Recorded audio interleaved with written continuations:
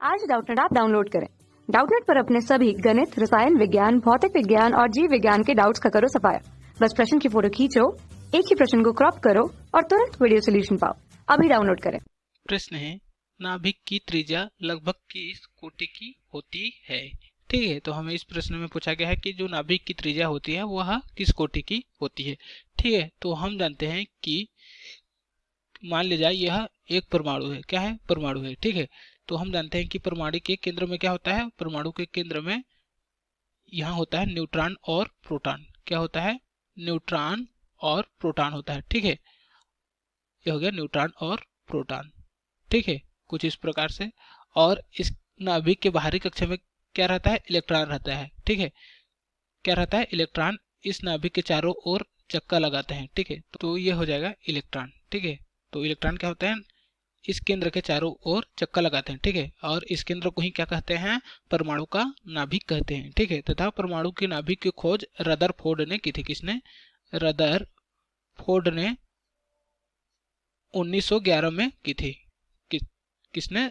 वैज्ञानिक रदरफोर्ड ने सन 1911 में नाभिक की खोज की थी। ठीक है, तो उन्होंने एक प्रयोग किया था। उस प्रयोग का चित्र कुछ इस प्रकार है। ठीक है, तो रदरफोर्ड ने क्या किया था कि एक स्वर्ण पत्र में अल्फा कणों की बौछार की थी।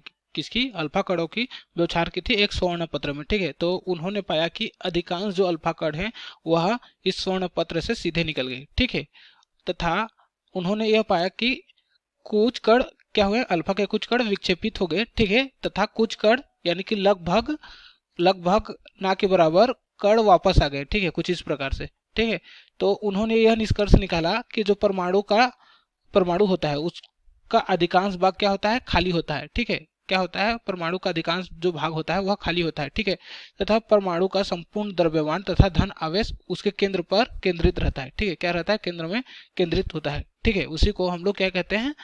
नाभिक कहते हैं। क्या कहते हैं? परमाणु का नाभिक कहते हैं। ठीक है, तो उन्होंने रदरफोर्ड ने अपने अध्ययन में यह पाया कि जो परमाणु की त्रिज्या होती है। ठीक है, परमाणु की त्रिज्या होती है, परमाणु त्रिज्या यह होती है 10⁻⁻10 मीटर।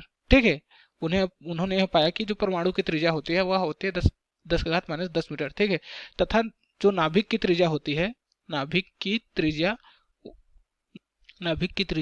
यह होती है 10⁻15 मीटर। ठीक है, तो रदरफोर्ड ने अपने अध्ययन में पाया कि जो परमाणु की त्रिज्या होती है वह होती है 10⁻10 मीटर और नाभिक की त्रिज्या होती है यह होती है 10⁻15 मीटर। ठीक है, तो हमें प्रश्न में क्या पूछा गया था? हमें प्रश्न में पूछा गया था कि नाभिक की त्रिज्या लगभग किस कोटि की होती है। यह होती है 10⁻15 कोटि की होती है, 10⁻15 मीटर कोटि की। ठीक है, कक्षा 6 से 12वीं से लेकर नीट, IIT, JEE वो एडवांस के लेवल तक 1 करोड़ से ज्यादा छात्रों का भरोसा। आज ही डाउनलोड करें डाउटनेट ऐप या व्हाट्सएप करें अपने सारे डाउट्स 8400 400 400 पर।